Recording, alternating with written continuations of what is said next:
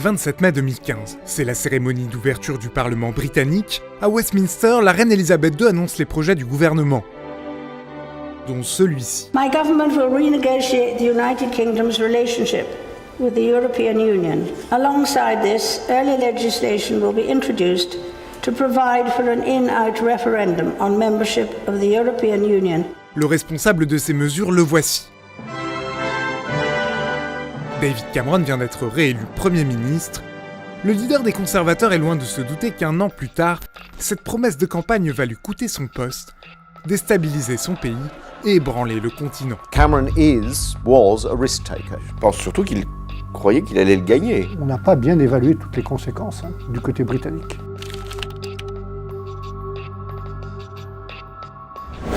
À l'origine du Brexit, il y a donc un pari raté de David Cameron.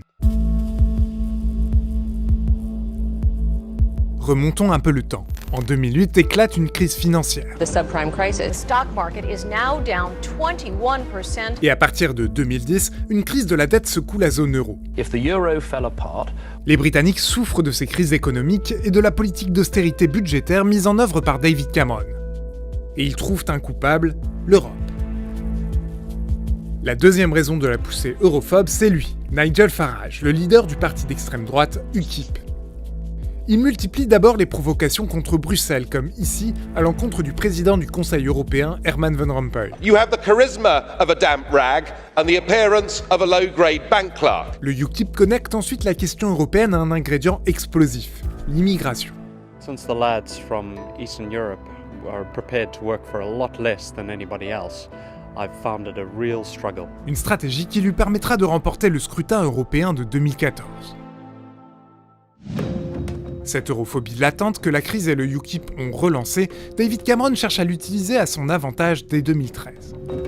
Pour comprendre sa stratégie, nous sommes allés à Londres rencontrer Ivan Rogers, qui conseillait David Cameron sur les questions européennes. He is and was a genuine Eurosceptic by any European standards.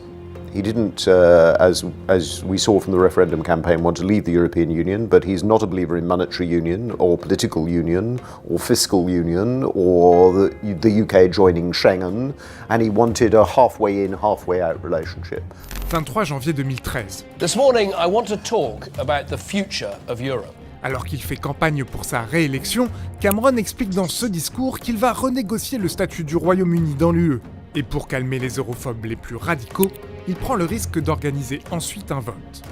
We will give the British people a referendum with a very simple in or out choice. Un plan mûri depuis plusieurs mois. He said to Angela Merkel in the autumn of 2012, I think to François Hollande as well after he'd taken office, we have to turn this into a bigger question, not a smaller question, because if you just take a smaller question all the time, we're bound to lose. Whereas in the end, if I turn this into a very big existential question of what is the destiny of the country, and do we want to remain a European player within the EU or do we not, I think I have a better chance of winning.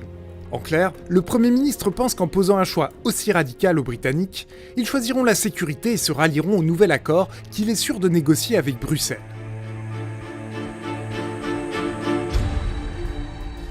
Et au début, ce plan marche. Réélu en 2015, celui qu'on surnomme encore Lucky Dave, Dave le chanceux, s'assure une confortable majorité en promettant un référendum. Et en plus, il fait coup double. Ce vote lui est très utile à Bruxelles. Je pense surtout qu'il croyait qu'il allait le gagner et qu'il espérait faire pression sur ses partenaires européens, parce qu'il y avait un risque, pour obtenir par une négociation préalable au référendum ce qu'il n'aurait jamais arraché sans cette hypothèse ou cette virtualité. Donc il en faisait aussi un argument à l'intérieur du Conseil européen. Donnez-moi ce que je veux, autrement vous allez créer un malheur. Le malheur, il est venu. Alimenter la peur d'un éclatement de l'UE lui permet d'obtenir des concessions des 27 autres pays de l'Union. En février 2016, il signe un accord qui lui permet entre autres de réguler temporairement certaines migrations.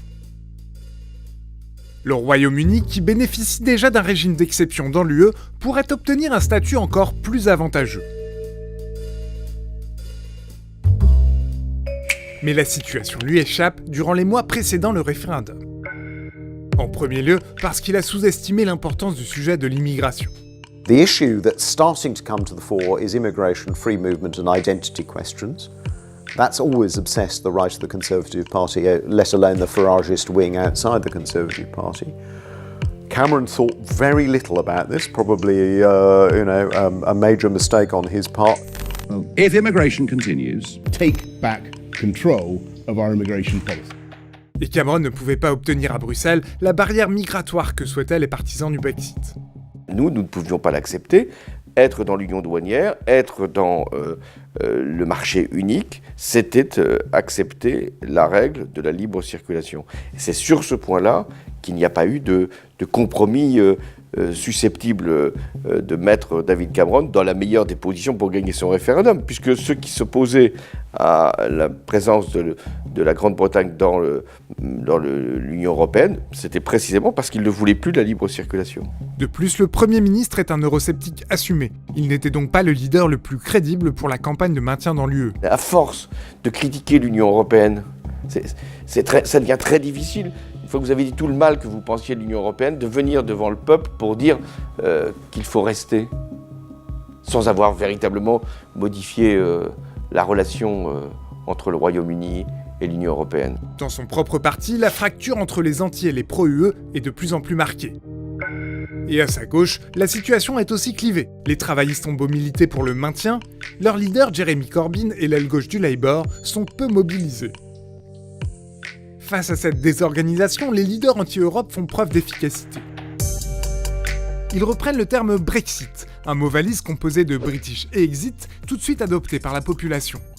Leurs idées anti-élites sont beaucoup diffusées par les tabloïds et les réseaux sociaux, et des campagnes de désinformation brouillent les termes du scrutin, comme le fameux Brexit Bus et les 350 millions de livres que le Royaume-Uni verserait chaque semaine à l'Europe, un chiffre inexact, tout de suite contesté, mais qui a marqué les esprits.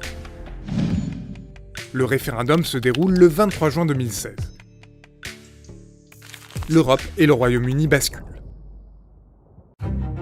17 million people vote to leave. 51.9% for leave, 48.1% for remain. This means that the UK has voted to leave the European Union. A victory for real people. It's shameful. I'm ashamed to be British right now. But I do not think it would be right for me to try to be the captain that steers our country to its next destination. I have just been to Buckingham Palace, where Her Majesty the Queen has asked me to form a new government.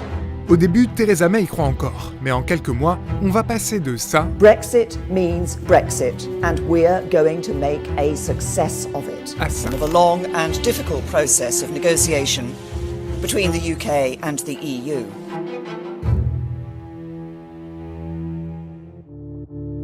Merci à tous d'avoir suivi cette vidéo, n'hésitez pas à nous poser des questions dans les commentaires. Alors pour le deuxième volet de cette explication du Brexit, direction Bruxelles, à la Commission européenne notamment, où se sont déroulées les négociations tortueuses entre le Royaume-Uni et les 27.